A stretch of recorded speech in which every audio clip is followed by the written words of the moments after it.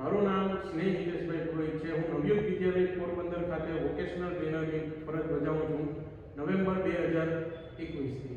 અમારે ત્યાં ધોરણ 9 અને ધોરણ 10માં વોકેશનલ ટ્રેડ ચાલે છે, જેમાં વિદ્યાર્થીને પ્રેક્ટિકલ અને થિયરી બંને શીખવાડવામાં આવે છે. જેમાં અમારે ઇલેક્ટ્રોનિક એન્ડ હાર્ડવેરનો ટ્રેડ છે, જેમાં વિદ્યાર્થીને અલગ અલગ પ્રકારના પ્રેક્ટિકલ બતાવવામાં આવે છે, ઇન્ડસ્ટ્રીયલ વિઝિટ કરવામાં આવે છે, જેથી વિદ્યાર્થીને પ્રેક્ટિકલ નોલેજ મળે અને પૂરતું ધ્યાન થિયરી અને પ્રેક્ટિકલ બંને પર આપવામાં આવે છે. નમસ્કાર, મારું નામ ડોડિયા ઉત્સવ દિનેશભાઈ છે. હું અત્યારે ધોરણ 10માં અભ્યાસ કરું છું.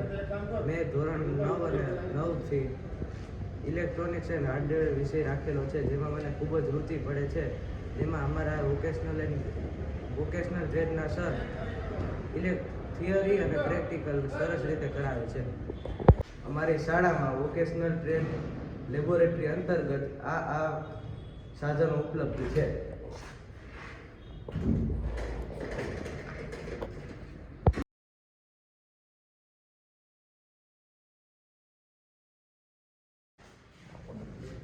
મારું નામ સોલંકી જય ઈશ્વરભાઈ છે.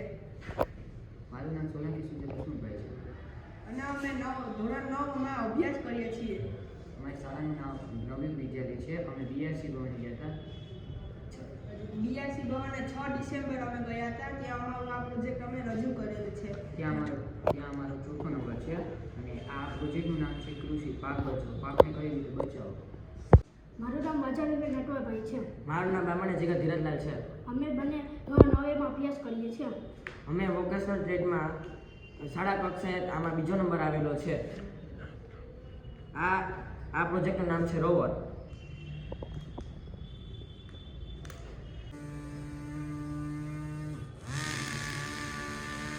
મારું નામ પરમાર કશ્યપ છે. હું ધોરણ 10માં અભ્યાસ કરું છું. અમારી શાળાનું નામ નવયુગ વિદ્યાલય છે. અમે તારીખ 18-10-2023ના રોજ અમે લોકો ઇન્ડસ્ટ્રી વિઝિટમાં સુદામા ડેરી ગયેલા. ત્યાં અમને લોકોને ખૂબ જાણવા મળ્યું અને મજા આવી. તો વિદ્યાર્થી મિત્રો, આજે આપણે તમારો પાઠ 3 જે એકમ 3 છે માઇક્રોવેવ ઓવનનું સમારકામ અને મેન્ટેનન્સ, એના વિશે આપણે થોડી ચર્ચા કરીશું. તો આ તમારું છે સોલો ગેજ માઇક્રોવેવ, બરાબર, જેમાં ખાલી તમે ખાવાનું રાંધી શકો કા ગરમ કરી શકો. વધારે પડતો આનો ઉપયોગ ખાવાનું ગરમ કરવામાં થાય છે. તો તમે જોઈ શકો છો કે આમાં તમને નીચે કોઇલ દેખાય છે બધાને? તો એ કોઇલની મદદથી આપણે ખાવાનું બંને બાજુથી ગરમ કરી શકશું. અહીંયા એની આખી કંટ્રોલ પેનલ આપેલી છે કે જેની મદદથી તમારે એક બાજુ કે બે બાજુ કે ત્રણ બાજુ કરવું હોય ખાવાનું ગરમ, તે તમે ગરમ કરી શકશો. ઉપરના બટનની મદદથી તમે ટેમ્પરેચર સેટ કરી શકશો કે કેટલા તાપમાન ઉપર તમારે ખાવાનું ગરમ કરવું છે. નીચેનું છે તમારે ટાઈમર આપેલો છે કે કેટલી મિનિટ માટે થશે.